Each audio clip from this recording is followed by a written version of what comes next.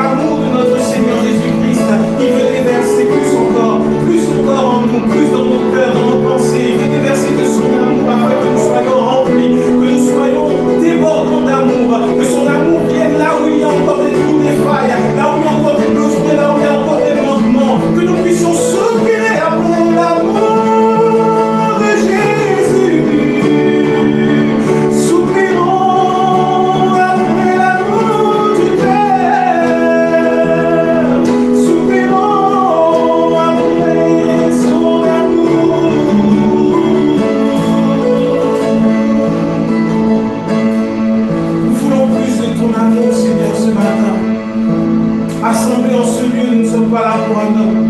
Nous ne sommes pas là pour la beauté des lieux. Nous ne sommes pas là par habitude. Nous ne sommes pas là parce qu'il fait bon de s'habiller pour venir à l'église. Nous sommes là parce que nous voulons passer du temps dans ta présence. Parce que nous voulons être inondés de ton amour. Parce que nous avons besoin de toi chaque jour, à chaque moment, à chaque instant. Alors est-ce que nous pouvons soupirer après l'amour de Dieu? L'apôtre Paul dans le livre des Éphésiens faisait cette prière en disant: je prie que le Seigneur illumine les yeux de vos cœurs afin que vous puissiez réaliser envers vous quelle est la hauteur, la longueur, la largeur et la profondeur de l'amour de Dieu envers nous. Lorsque nous réalisons l'amour de Dieu envers nous, alors nous réalisons qu'il n'y a rien de plus excellent, de plus bon. Il n'y a rien qui puisse combler ce dont nous avons besoin de plus que l'amour de Dieu. Voilà pourquoi maintenant, est-ce que nous pouvons soupirer après l'amour de Dieu? Est-ce que nous pouvons soupirer après plus de son amour? Est-ce que nous pouvons élever de voix et demander à notre papa de venir remplir nos pensées de son amour, de remplir nos corps de son amour, de remplir nos cœurs de son amour, de remplir nos vies de son amour? Est-ce que nous pouvons élever nos voix et demander plus de son amour maintenant? Encore papa, nous voulons plus de ton amour.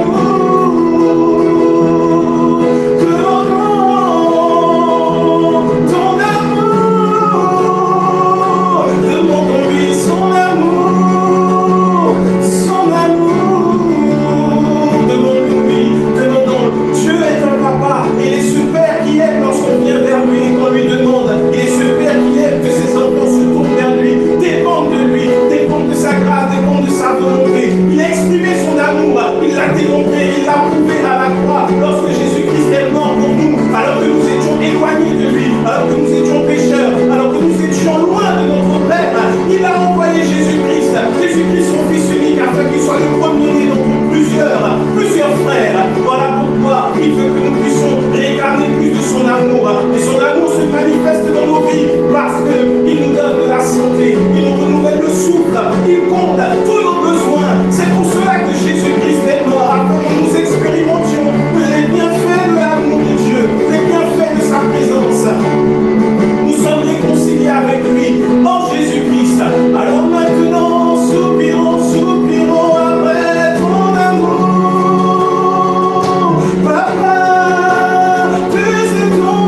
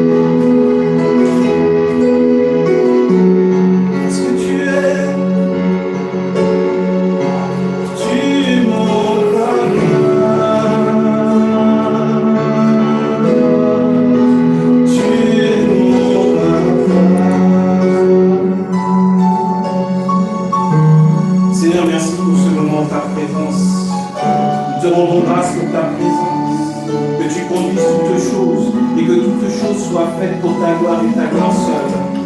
Père, nous venons dans ce lieu qui est saint, non pas parce qu'il est sanctifié par quelque chose de particulier. Il est saint parce que tu es présent au milieu de nous et parce que nous sommes les sanctifiés, les rachetés, que tu as rachetés au prix de ton sang. Merci pour ta sainte présence, ton amour au milieu de nous, pour ta grâce et ta bonté. C'est toi que nous adorons, c'est toi que nous révérons et c'est toi que nous célébrons dans le nom précieux, dans le puissant nom de notre Seigneur Jésus-Christ. Et nous disons Amen. Amen. Amen. Amen. Amen. Amen. Ça va par la grâce de Dieu? Tout le monde est en forme? Personne n'a forme? Bon, c'est bien, c'est le feu de l'esprit. Amen. Amen. Bon, il y a quelqu'un qui a dit Amen. Un jour, on enseignera sur la puissance de Amen dans la parole. On verra qu'on ne dit pas Amen à tout et n'importe quoi. Parce que Jésus il est appelé l'Amen dans l'Apocalypse. Donc, quand tu dis Amen à des paroles qui sont fausses, quelle est la conséquence? C'est l'objet d'un message faux. Amen. Amen. Vous avez eu peur de dire Amen. Il ne faut pas avoir peur. Ne vous inquiétez pas. Ici, par la grâce de Dieu, c'est la parole de la réconciliation avec le Amen, avec tout ce que Dieu nous a donné. Donc, nous allons passer un moment important à celui de nous approcher de la table du Seigneur. C'est une table qui est dressée en face de tous nos adversaires. David nous dit dans le psaume 23, tu dresses devant moi une table en face de tous mes adversaires. Qui sont nos adversaires? Le diable, les démons, la mort, la maladie, la douleur, la fatigue, le manque, la peur, l'effroi, la dépression. Quel que soit l'adversaire, eh bien, spirituellement, il y a une table dressée en face d'eux. Il y a une table. Donc, inutile de te lever et de dire tous les matins, je marche avec l'armure de l'esprit afin de chasser tous les démons qui viennent m'oppresser. Pas besoin, il y a une magnifique table dressée par le Père lui-même. Et sur cette table, il y a le corps et le sang de Jésus. Afin que par le corps de Jésus, nous soyons en communion avec sa mort et que nous recevions en nous la guérison par ses meurtrissures.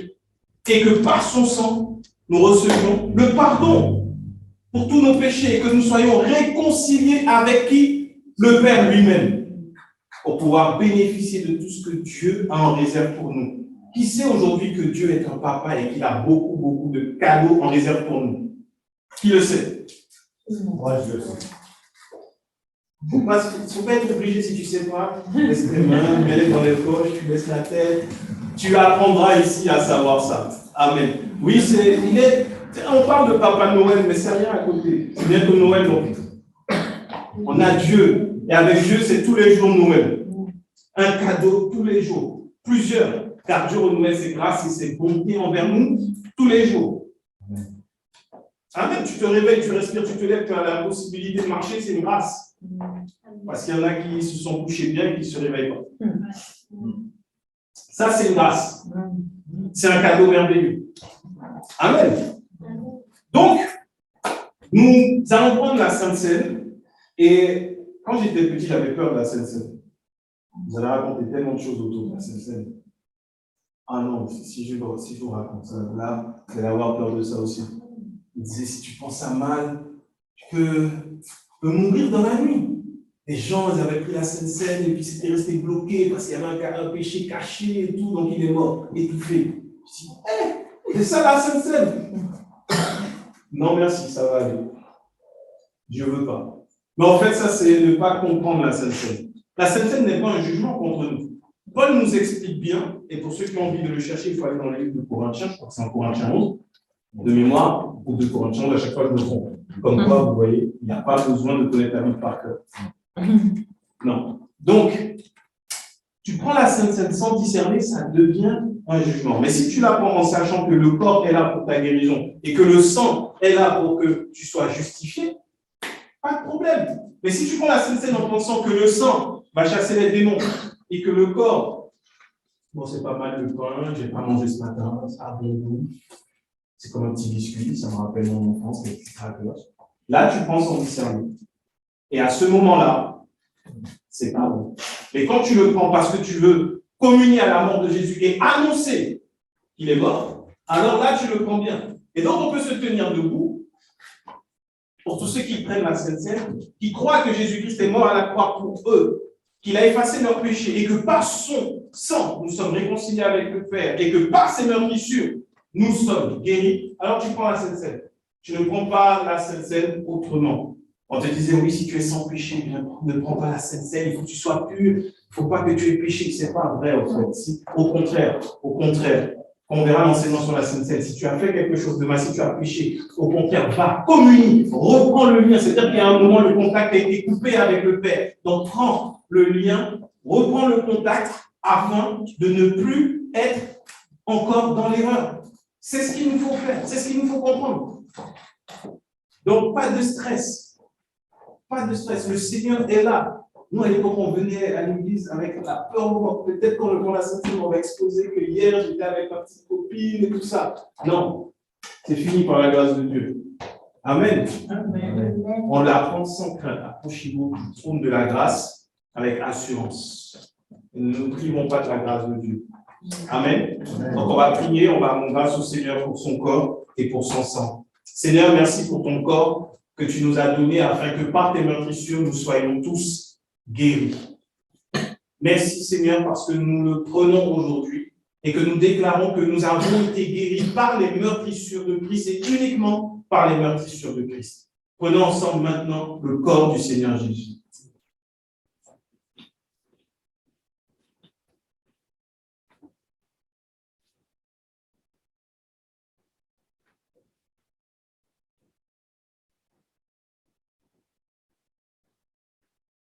Seigneur, nous voulons te dire merci pour ton sang qui a coulé à la croix pour que nous soyons réconciliés avec le Père et que le mur de séparation que nos péchés avaient créé entre le Père et nous a été désormais totalement brisé par la puissance du sang de l'agneau. Parce que sans effusion de sang, il n'y a pas de pardon des péchés. Nous voulons prendre ton sang et annoncer que Christ est mort pour nous à la croix afin que nous ayons en retour la grâce et le pardon et la vie. Prenons ensemble maintenant le sang du Seigneur Jésus. Seigneur, merci pour ton corps, merci pour ton sang, merci pour la vie que tu nous donnes par tes meurtrissures et pour la paix que tu nous accordes par ton sang. Il n'y a désormais plus aucune condamnation, plus aucune réclamation pour ceux qui sont en Jésus-Christ. Nous recevons pleinement les grâces et les bienfaits qu'il y a dans ce saint repas, Père. C'est pour cela que nous te rendons grâce et que nous t'exaltons dans le nom précieux, dans le nom merveilleux de Jésus-Christ et que nous disons Amen. Amen. Amen. Nous pouvons prendre place maintenant. Et nous allons passer à la parole directement. Nous allons prier, nous allons passer à la parole tous ensemble. Et donc, nous allons faire une petite revue de ce que nous avons vu la semaine dernière. Comme nous ne sommes pas nombreux, je pourrais interroger au hasard quelqu'un qui va nous faire le résumé, qui va venir là pour nous résumer le culte de dimanche dernier. Donc, qui était là dimanche dernier? Mais on ne fera pas ça. Par la grâce de Dieu, on ne va pas faire ça, on n'est pas à l'école. Mais on est entre nous. Et donc, dimanche dernier, on a parlé des actes de la foi. On a vu que la foi venait de la parole de Christ. De Christ. Merci, nos frères et sœurs. Parce qu'il y a parfois un amalgame. Au final, soyons détendus. Quand on dit la parole de Dieu, on n'a pas faux, parce que Christ est Dieu. Mais il faut comprendre que dans la version originale, littérale de la Bible, du Nouveau Testament qui est écrit en grec, il est écrit Christos. Donc, Paul, lorsqu'il dit que la foi vient de ce que l'on entend et ce que l'on entend vient de la parole de Christ, parfois traduit par la parole de Dieu, il dit bien Christos. Christos qui est Jésus, qui est loin, qui est celui qui a été envoyé. Pourquoi? Jésus a été envoyé pour nous révéler le cœur du Père, pour nous dire qui est Dieu. Parce qu'avant que Jésus ne vienne, et si on lit la Bible, on voit que les hommes, et particulièrement le peuple d'Israël, ne connaissent pas Dieu. Et donc, ils ont peur de Dieu. Ils ont une crainte de Dieu. Et ils se font avoir à chaque fois vers d'autres dieux qui paraissent plus permissifs. Le peuple d'Israël, c'était des personnes comme vous et moi. Quand on lit la Bible, on se dit, mais ces gens-là, franchement, tu as Dieu. Dieu, il ouvre la mer devant toi. Il te libère de l'oppression. Il fait tous les miracles possibles et imaginables. Il tape un rocher, l'eau sort. Et les gens, à chaque fois, ils se détournent de Dieu. C'est quoi le problème? Je ne sais pas, moi, aujourd'hui, je vois quelqu'un qui fait tous ces miracles pour moi. Moi, je mets une note à sa main, je le suis. Mais eux, à chaque fois, ils partent. Pourquoi? Parce qu'ils ne connaissent pas Dieu. À travers tous les miracles, ils n'ont pas pu connaître Dieu. Pourquoi? Parce que la Bible nous dit que tous ceux qui sont venus avant Jésus étaient des serviteurs de Dieu. Donc aujourd'hui, dans nos maisons, si nous avons des employés, est-ce que ces employés peuvent mieux que nos enfants nous décrire aux autres personnes? Si j'ai un employé de maison qui vient, avec qui j'ai une bonne relation, mais lui, il est là, il s'occupe que de mon jardin, est-ce que je peux lui dire, bon, ben, va dire comment je suis aux gens? Ils vont juste dire quoi? C'est un bon patron, il exige que tu sois là à l'heure, si tu fais le travail, tu es récompensé, tu es payé. Mais ils ne me connaissent pas. À contrario, mes enfants qui vivent avec moi, qui sont là tous les jours, ils peuvent dire quel est mon cœur. Ils peuvent dire que je suis comme ça, parce qu'il y a des personnes, ce sont des patrons redoutables, mais derrière à la maison, ce sont des pères aimants, tendres, remplis de bonté, de générosité. Mais par contre, en affaires, on ne blague pas avec eux. Et Dieu est Dieu. Et les serviteurs connaissaient Dieu en tant que Dieu. Alors que tous ceux qui sont enfants, et donc il n'y avait que Christ, qui pouvaient venir nous révéler le Père. Et j'invite vraiment tous ceux qui veulent savoir ce que Jésus a fait à lire Jean, le chapitre 17. Dans Jean 17, vous allez voir, il y a la prière sacerdotale de Jésus. Vous cherchez cette prière sacerdotale et Jésus dit, je leur ai fait connaître ton nom, Père juste. Il décrit Dieu comme étant le Père juste. C'est ce qu'il a fait. L'œuvre de Jésus était pour nous faire connaître le cœur du Père. Et donc, aujourd'hui, celui qui fait dans la foi doit s'assurer d'une chose, c'est de connaître les paroles de Jésus-Christ. Si tu sais le message de Jésus, si tu sais ce qu'il a voulu enseigner, alors tu connais Dieu. Connaître Dieu, ce n'est pas connaître la Bible de Genèse à Apocalypse. Connaître Dieu, ce n'est pas avoir fait une école de théologie. Connaître Dieu, ce n'est pas jeûner, aller dans un lieu soi-disant secret ou même pas secret. C'est pas aller s'enfermer et dire j'ai reçu et donc je connais Dieu. C'est pas ça connaître Dieu. Connaître Dieu, c'est connaître l'œuvre de Jésus-Christ parce qu'elle reflète le cœur de Dieu envers l'humanité. Et c'est ce qui est une bonne nouvelle. Dieu a tant aimé le monde qu'il a donné son Fils afin que quiconque, il est important le quiconque. Quiconque, ça veut dire tout le monde. C'est-à-dire qu'il n'y a pas de distinction de race, de couleur, d'origine, il n'y a rien, aucune différence. Tous ceux qui croient en Jésus sont sauvés et ont la vie éternelle. Il n'y a pas de condition. Il n'y a pas de condition que tu sois fidèle dans les dîmes, dans les offrandes, le royaume sera ouvert pour toi. Il n'y a pas de condition que tu sois un soldat tout le temps, que tu pries tout le temps. Non, quiconque croit en Jésus-Christ. Et donc c'est de ça, lorsque dans la Bible, dans le Nouveau Testament, on parle de foi, on ne parle pas d'autre chose. On parle de foi en ce que Jésus-Christ a fait. C'est ça la foi. C'est rien d'autre. La foi, ce n'est pas croire que Dieu existe et qu'il y a derrière, à côté, il y a eu les 10 commandements, tout ça. Moi, je prends Dieu. C'est pas ça, avoir la foi. Si on se rappelle bien, la semaine dernière, on était dans le livre de Jacques. D'ailleurs, c'était l'introduction des messages. On était dans Jacques chapitre 2, on était dans la version du semeur, et à un moment, Jacques dit que les démons également croient que Dieu existe. Ça veut dire que, est-ce qu'un démon a la foi qu'il croit que Dieu existe? C'est évident que non. Un démon n'a pas la foi. Puis pourquoi le démon n'a pas la foi? Parce qu'il oppresse tous ceux vers qui il va. Donc si toi tu te retrouves à dire non, moi je prends Dieu. Oui, mais Jésus, non, moi je préfère avoir une relation avec Dieu parce que tu vois Dieu. Jésus, on n'est pas sûr. Là, tu n'es pas du tout dans la foi. Et on rencontre beaucoup de personnes comme ça. Moi, je crois en Dieu, il n'y a pas de problème. Tu veux leur parler un peu de Jésus? Non, non, non, mais moi, je crois en Dieu. Il n'y a pas de souci, je crois en Dieu. Tu veux leur parler de Jésus, de son amour, de la parole? Mais qui te dit que c'était vrai? On a il est crucifié, il est ressuscité. Mais en fait, il est né d'une femme. Dieu n'a pas de femme. Dieu ne peut pas avoir d'enfant. Jésus lui-même dit qu'il était homme. Et tu rentres dans ce que Paul appelle des discussions vaines et folles qui ne font pas grandir la foi. S'il ne croit pas, passe ton chemin. La foi est personnelle et c'est un merveilleux combat. Donc, à chaque fois qu'on parlera de foi, sachons bien, soyons conscients qu'on parle du fait de croire en l'œuvre de Jésus. son œuvre accomplie sur la terre et son œuvre qu'il continue de faire auprès du Père. On parle de ça lorsqu'on parle de foi. On ne parle en rien de croire en Dieu. Si tu crois en Jésus, tu crois en Dieu. Si tu crois en Dieu, ça ne veut pas dire que tu crois en Jésus. Et c'est de là que les religions sont nées. Les hommes ont préféré dire non, moi je crois en Dieu. Et il y en a qui se sont donné des prophètes, qui se sont donné des docteurs. Et subtilement, ça détourne la foi. Les gens rentrent. Quand on n'est pas sur Jésus-Christ, on va développer une forme d'idolâtrie très subtile. On n'en parle plus trop dans les églises. Mais dès que tu crois qu'il y a un autre intermédiaire que Jésus-Christ pour que tu reçoives la grâce de Dieu, que tu reçoives des bontés de Dieu, que tu reçoives des bénédictions de Dieu, tu es dans l'idolâtrie, tu n'es plus dans la foi. L'idolâtrie ressemble à la foi, mais l'idolâtrie n'est pas la foi. Amen. On peut vouloir s'approcher de Dieu, mais il n'y a qu'un seul chemin, c'est Jésus-Christ.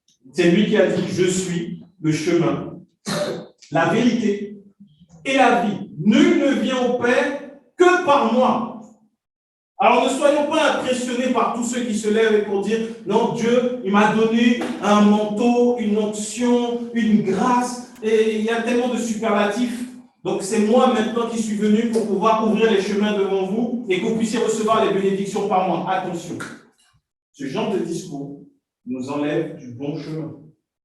Dieu n'a pas besoin d'un homme pour nous bénir. Que ce soit clair. Dieu n'a pas besoin de notre offrande pour nous bénir. Dieu n'a pas besoin de nos prières pour nous bénir. Il n'a pas besoin de notre lecture de la Bible pour nous bénir. Dieu n'a pas besoin de tout ça. Il a besoin d'une chose importante. Il a besoin de notre foi. La foi. De croire en Jésus-Christ. Et c'est à partir de là qu'on va poser des actes de foi. C'est ce que Jacques expliquait dans Jacques chapitre 2. Quand tu as la foi, quand tu crois en Jésus-Christ, les actes que tu vas poser correspondront à la parole et à l'acte et à l'attitude de Jésus-Christ.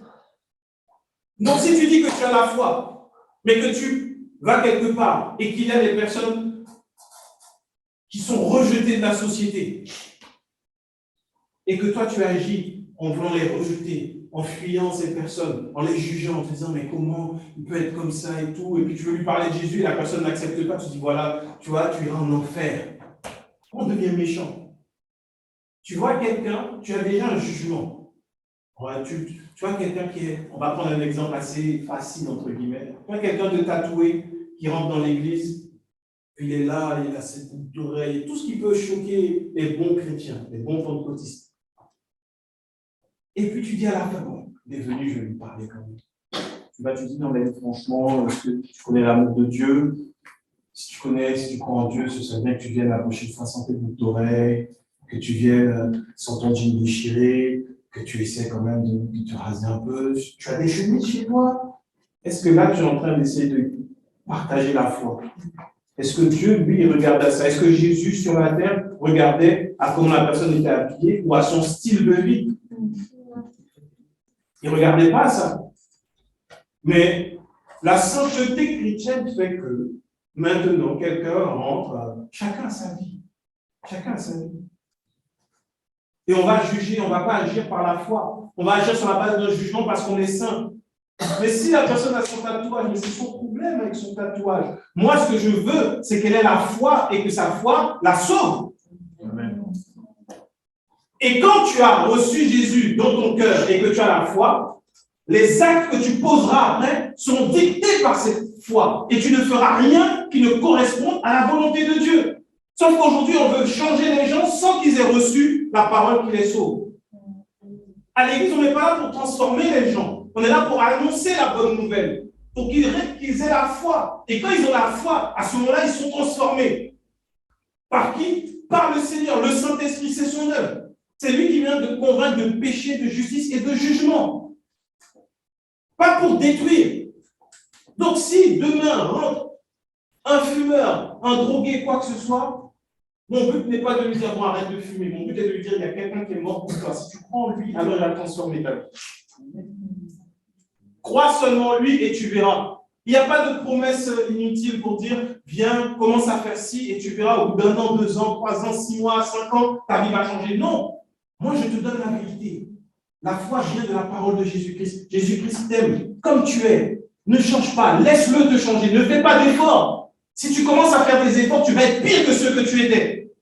Parce que tu vas vouloir devenir saint selon une image que tu t'es donnée de la sainteté.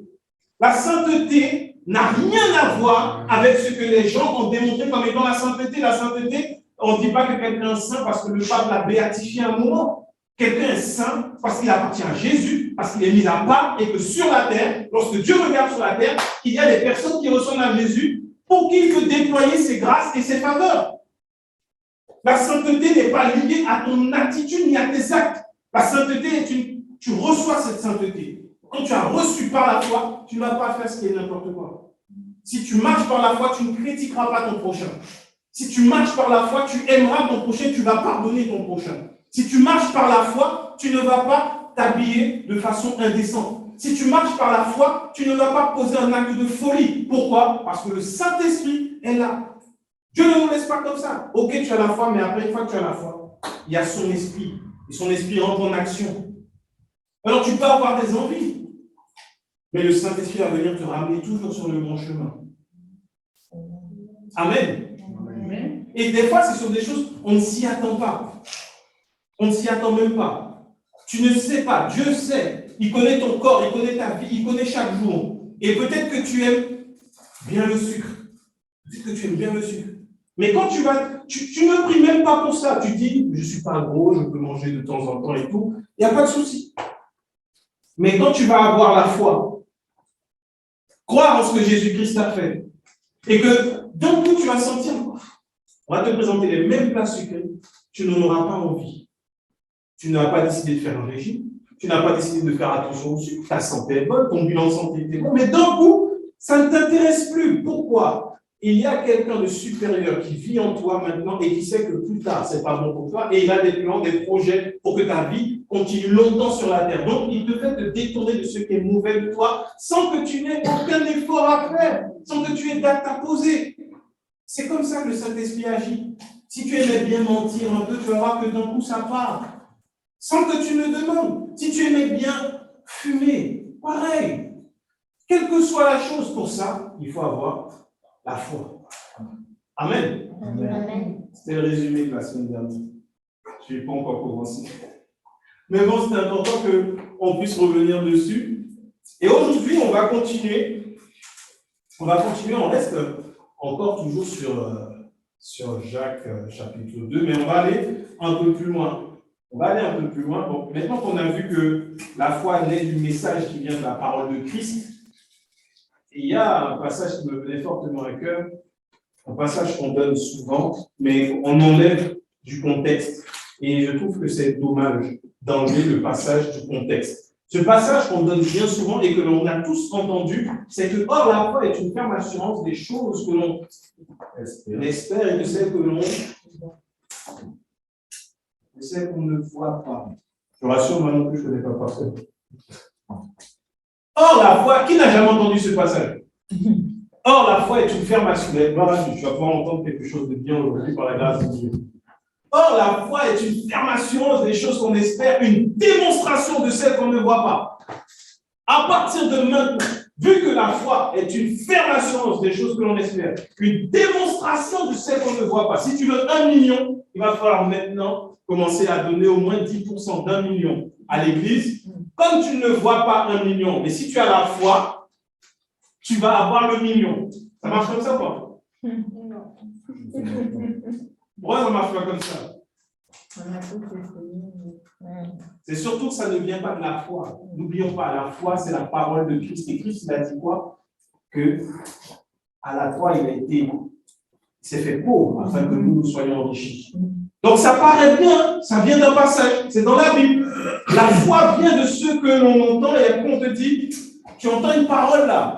Je t'assure, si tu donnes, si tu sèmes, tu vas devenir riche. Et après, c'est une ferme assurance de ce que tu ne vois pas. Le million, il est là. Dans l'esprit. Conscient. Et après, toi, tu rajoutes. fais un peu de style, tu vois. Le million, il est là. Et ici, je vois des millionnaires. Celui qui dit Amen reçoit, ne dis pas Amen. C'est un exemple. Donc, tu recevras ton million. Mais maintenant, il faut poser un acte de foi. Là, tu viens de faire un acte de folie qui n'a rien à voir avec la foi et qui va avoir des conséquences dans tes finances et dans ta vie et dans ta relation avec Dieu. Encore dans les finances, ce n'est pas grave si tu te retrouves à la rue, entre guillemets, tu verras l'amour de Dieu. Mais si ta foi est ébranlée parce que tu as posé un acte qui pour toi est un acte de foi et qui n'a rien à voir avec la foi, tu vas remettre qui en question? Et bien souvent, on ne remet pas en question l'orateur, parce que l'orateur démontre que ça marche puisqu'il est souvent bien habillé et riche. Mais on remet en question Dieu, et on remet en question sa parole, et on remet en question l'œuvre de Jésus. Et c'est là le but de l'ennemi. Parce qu'on prend un passage, on le sort du contexte. Et ça, c'est une arme redoutable du diable contre notre foi. Tu crois en Jésus, tu crois qu'il est mort afin que nous soyons pardonnés. Mais on te dit, il faut que tu fasses des offrandes pour recevoir le pardon parce que ton péché là est trop gros. Et quand tu vois qu'il n'y a rien qui change, que tu as toujours la conscience qui ne va pas, tu te dis, mais c'est pas, mais la parole, on dirait que la parole n'est pas vraie. C'est comme ça que le diable travaille en vrai. C'est pour ça que le vrai combat, il se trouve au niveau de la foi. Il ne se trouve pas au niveau des êtres humains. Est-ce que la parole que je reçois correspond à Jésus-Christ? Posons-nous la question à chaque fois. Est-ce que cette parole, parce qu'aujourd'hui, on a le supermarché des messages bibliques avec YouTube. Tu cherches un message sur l'enrichissement, tu vas. Un message sur le combat spirituel, tu vas l'avoir. Tu cherches n'importe quelle catégorie. Le nouveau Netflix des chrétiens, c'est YouTube. Tu as tout, toute catégorie. Message pour être enjaillé, message pour être un peu plus calme, message quand on a péché, message quand on a trop mangé, message quand on a trop. Tu as tout. Il y a tout. Il y a des choses bonnes, il y a des choses moins bonnes. Comment filtrer tout ça? Est-ce que ça correspond à ce que Jésus-Christ a dit? À partir de là, tu marches avec ce que Paul a décrit comme étant le bouclier de la foi. C'est comme ça qu'il marche le bouclier de la foi. Je me suis souvent posé cette question, comment tu fais pour avancer avec le bouclier de la foi? On te dit qu'il faut avoir le bouclier, mais comment tu fais? C'est simple. Est-ce que la parole que tu me donnes correspond à ce que Jésus-Christ a accompli à la croix? Je t'assure, pour ça, tu n'as pas besoin de connaître par cœur toute la Bible, tu n'as pas besoin de connaître mot à mot ce que Jésus a dit, tu as besoin de savoir ce qu'il a fait à la croix. Il est mort par amour pour moi, afin que j'aie le pardon et que je reçoive tout pleinement. C'est ce que tu dois savoir. Quand tu as un doute, va vérifier. Est-ce que ça correspond à ce que Jésus a dit? Et donc, Hébreux 11, c'était Hébreux 11, c'est ce qu'il le dit, on va voir un peu le contexte. Hébreux 10, du verset 32 au verset 39. Hébreux 10, 32, 39 nous dit: souvenez-vous de ces premiers jours où, après avoir été éclairés, vous avez soutenu un grand combat au milieu des souffrances. D'une part, exposé comme un spectacle aux opprobres et aux tribulations, et de l'autre, vous associant à ceux dont la position était la même. En effet, vous avez eu de la compassion pour les prisonniers et vous avez accepté avec joie l'enlèvement de vos biens, sachant que vous avez des biens meilleurs qui durent toujours. N'abandonnez donc pas votre assurance à laquelle est attachée une grande rémunération, car vous avez besoin de persévérance, afin qu'après avoir accompli la volonté de Dieu, vous obteniez ce qui vous est promis. Encore un peu de temps, celui qui doit venir viendra, et il ne tardera pas, et mon juste vivra par la foi. Mais s'il se retire, mon âme ne prend pas plaisir en lui. Nous ne sommes pas de ceux qui se retirent pour se perdre, mais de ceux qui ont la foi pour sauver leur âme. Et après ça, on continue dans Hébreux 11, du verset 1 au verset 3, qui dit: or, la foi est une ferme assurance des choses qu'on espère, une démonstration de celles qu'on ne voit pas. Pour l'avoir possédée, les anciens ont obtenu un témoignage favorable. C'est par la foi que nous reconnaissons que le monde a été formé par la parole de Dieu, en sorte que ce qu'on voit n'a pas été fait de choses visibles. Ou le verset 3 dans la version du Semeur dit: c'est par la foi, nous comprenons que l'univers a été harmonieusement organisé par la parole de Dieu et qu'ainsi le monde visible tire son origine de l'invisible.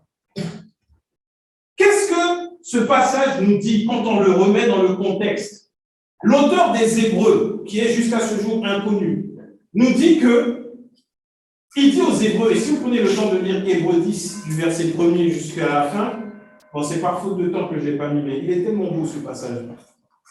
Hébreux 10, il explique aux Hébreux qu'ils ont reçu la parole de grâce, ils ont reçu l'évangile, ils ont reçu la bonne nouvelle, et que par ce qu'ils ont reçu maintenant, ils doivent la garder. Et il leur parle de la foi, il les encourage par rapport à la foi. Et ensuite, il dit, souvenez-vous de ces premiers jours où vous avez été éclairés.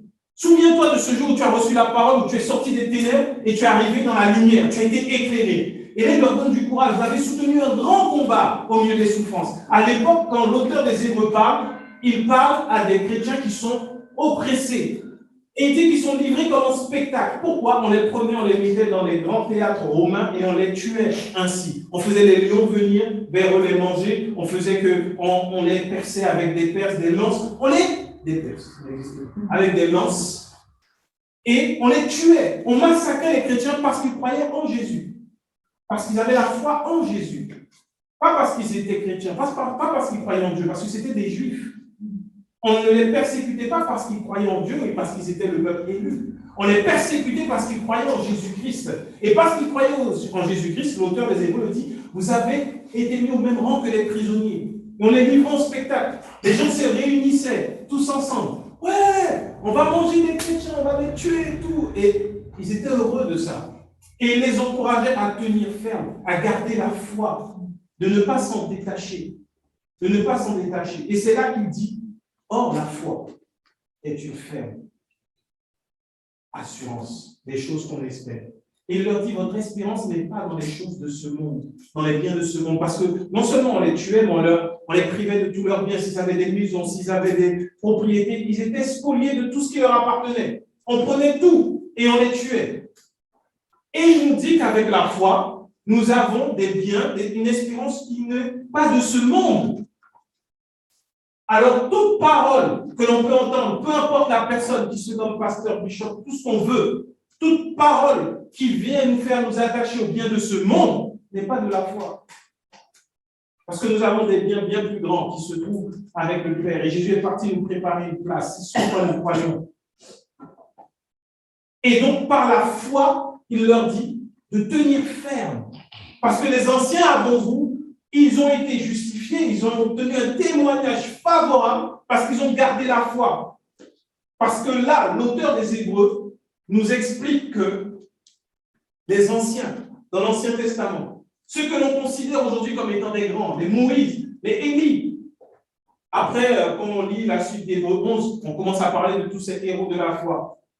Ils ont un témoignage favorable parce qu'ils ont eu la foi. Tu vas dire, mais comment ils ont fait pour avoir la foi alors que Jésus n'était pas manifesté? Et je te dis, tu poses une bonne question. Merci de l'avoir posée. Donc, ils avaient la foi. Pourquoi? Parce qu'à chaque fois que Dieu est venu se révéler à ses serviteurs, à ses prophètes dans l'Ancien Testament, il leur annonçait la venue de Jésus.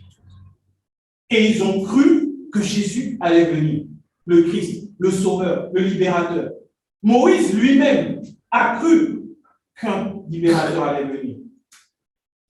Joseph, dans la Bible, celui qui a été trahi par ses frères, jeté dans un puits, mis en prison, est une image de Jésus-Christ.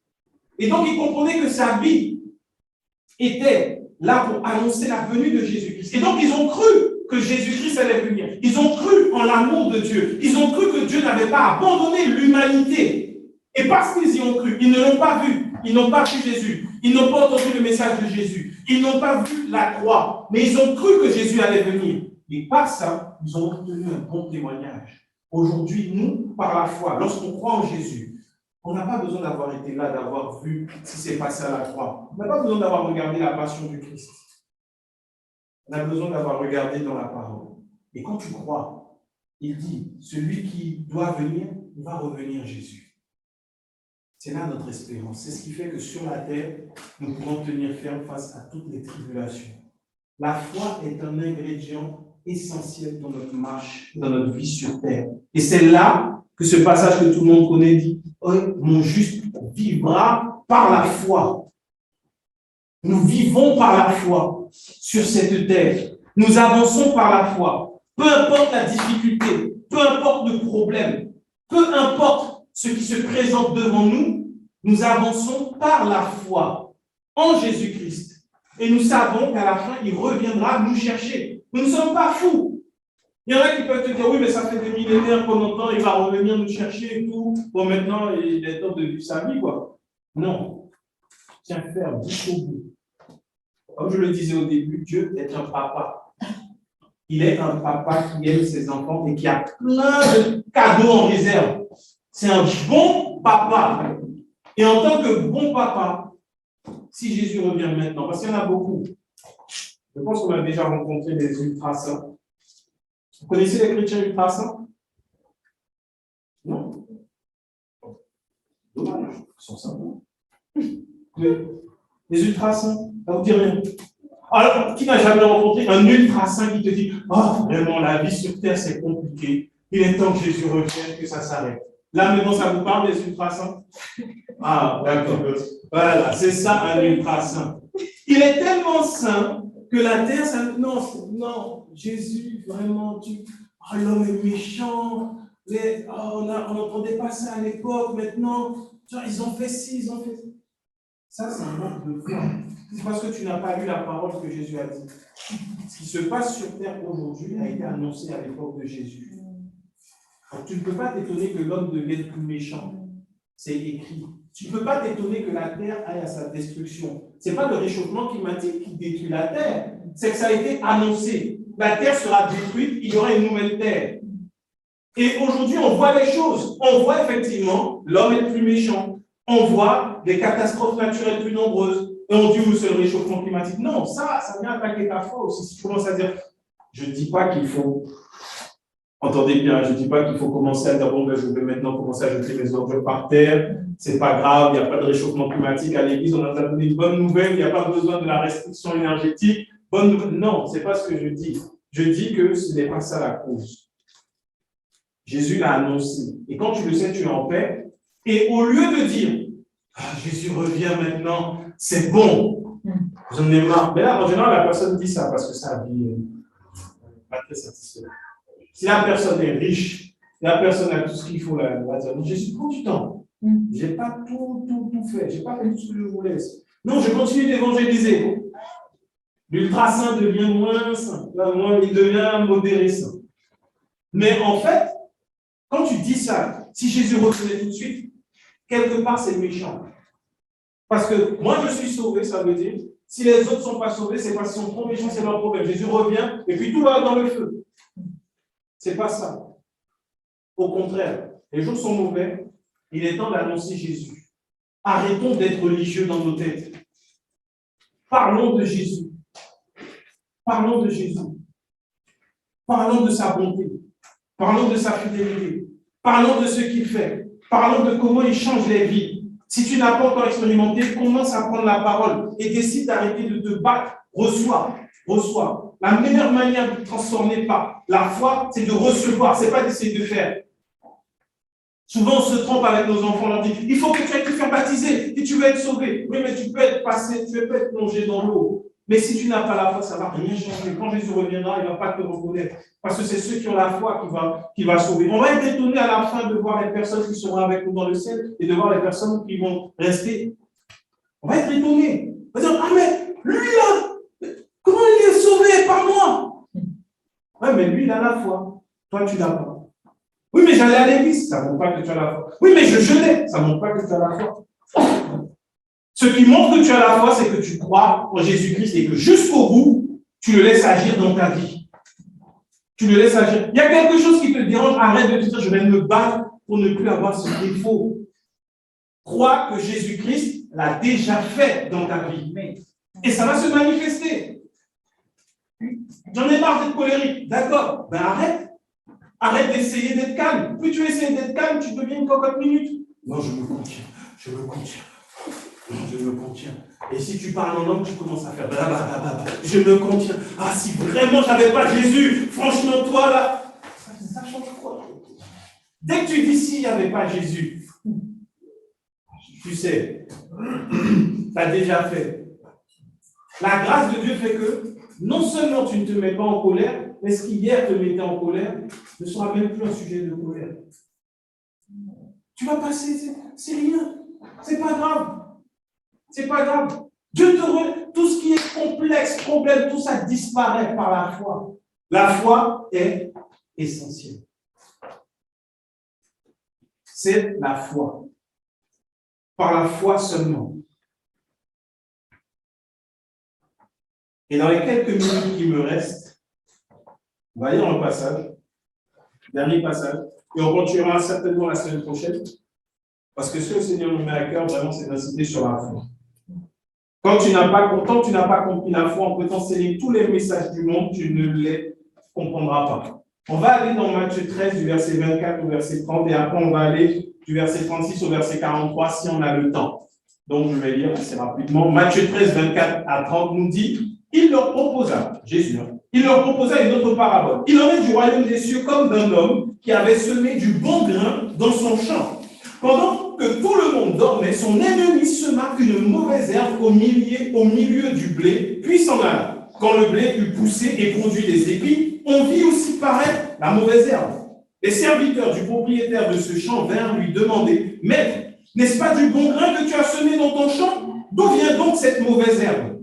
Il leur répondit, « C'est un ennemi qui a fait cela. » Alors les serviteurs demandèrent, « Veux-tu donc que nous arrachions cette mauvaise herbe? » « Non, répondit le maître, car en enlevant la mauvaise herbe, vous risqueriez d'arracher le blé en même temps. Laissez pousser les deux ensemble jusqu'à la moisson. À ce moment-là, je dirai au moissonneur, enlevez d'abord les mauvaises herbes et liez-les en bottes pour la brûler. Ensuite, vous couperez le blé et vous le rentrerez dans mon grenier. Et au verset 36, Jésus donne l'explication. Au verset 36, il est écrit, alors il renvoya la foule et entra dans la maison. Ses disciples s'approchèrent de lui et dirent, explique-nous la parabole de l'ivraie du champ. Il répondit, celui qui sème la bonne semence, c'est le Fils de l'homme, c'est Jésus. Le champ, c'est le monde. La bonne semence, ce sont les fils du royaume. L'ivraie, ce sont les fils du malin. L'ennemi qui a semé, c'est le diable. La moisson, c'est la fin du monde. Les moissonneurs, ce sont les anges. Or, comme on arrache l'ivraie, qu'on la jette au feu, il en sera de même à la fin du monde. Le Fils de l'homme enverra ses anges qui arracheront de son royaume tous les scandales et ceux qui commettent l'iniquité. Et ils les jetteront à la fournaise ardente où il y aura des pleurs et des grincements de dents. Alors les justes resplendiront comme le soleil dans le royaume que le Père de leur Père. Que celui qui a des oreilles pour entendre, entende. Très rapidement, et on commencera par ça la semaine prochaine si Dieu veut.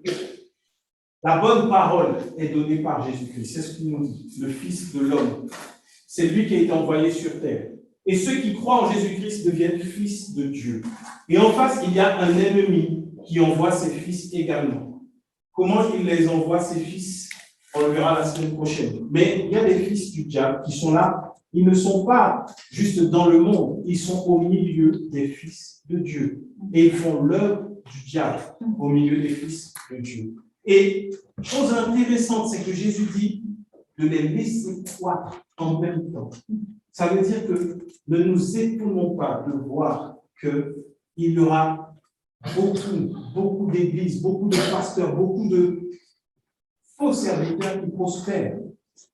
Parce que Jésus ne veut pas que si, dans une église où le serviteur est un enfant du diable, où il y a des enfants du diable, et s'il y en a qui sont bons, qui sont des enfants de Dieu, il ne veut pas qu'en enlevant l'église, en jugeant cette église, il ne veut pas perdre ses enfants. Et c'est à la fin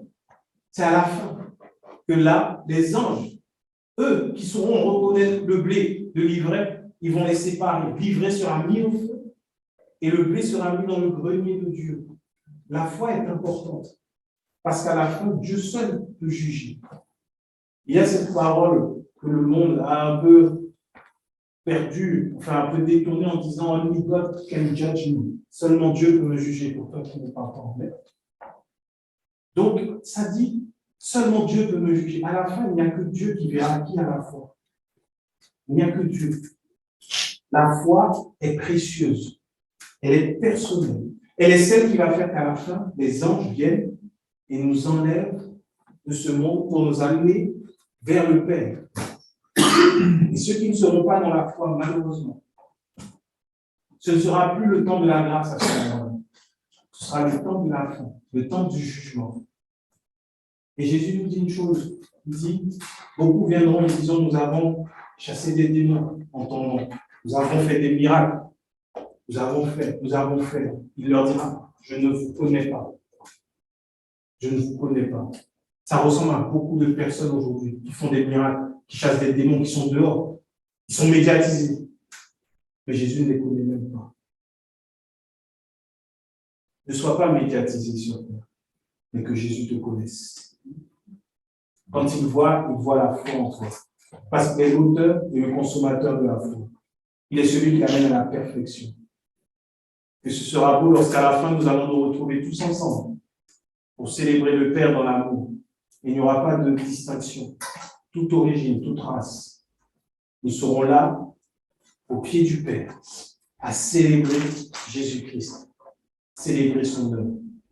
La foi, l'ingrédient le plus important de la vie chrétienne sur cette terre.